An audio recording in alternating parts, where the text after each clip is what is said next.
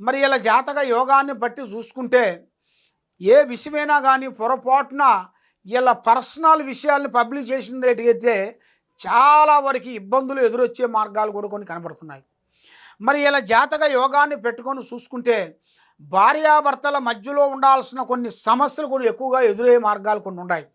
కాబట్టి వీళ్ళు పొరపాటునైనా కానీ ఏ విషయమైనా కానీ పబ్లిక్ చేయకూడదు. ఆ పబ్లిక్ చేసిన దానివల్ల లేనిపోయిన సమస్యలు కొన్ని ఎదురవుతుంటాయి.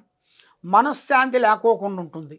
ఏది చేసినా ఎక్కడికి పోయినా మనశ్శాంతి లేకోకుండా ఆ లక్ష్మమ్మోరు అనేది నిలబకోకుండా చేతికాడకు వచ్చింది చేయిజారిపోవటం, నమ్మిన వాళ్ళ నుంచి కొన్ని నష్టాలు రావటం, ఏ కార్యక్రమం అనుకున్నా ఆ కార్యక్రమం ముందుకు పోకోకుండా బ్రేకులు కావటం, ఇలాంటి సమస్యలతో సతమతం అయిపోయే వాళ్ళందరికీ మంచి యోగం అనేది కొంచెం రాబోతుంది.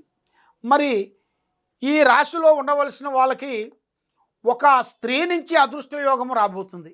ఒక స్త్రీ నుంచి అంటే ఒక భార్య నుంచి కానీ ఒక స్త్రీ నుంచి కానీ ఒక అదృష్ట లక్కు లాంటిది ఇలా జాతకంలో రాబోతుంది.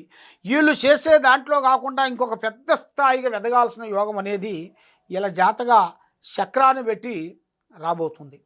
కాబట్టి వీళ్ళు ఏ కార్యక్రమం చేయాలనుకున్నా ఎక్కడ పోదాం అనుకున్నా ఇప్పుడు టయాలంత అనుకూలంగా లేవు. 3 గ్రహాలు ఘోషిస్తున్నాయి కాబట్టి రావు, కేతువ, శని ఈ 3 గ్రహాలు కొంత డిస్టర్బెంట్ చేస్తుంటాయి.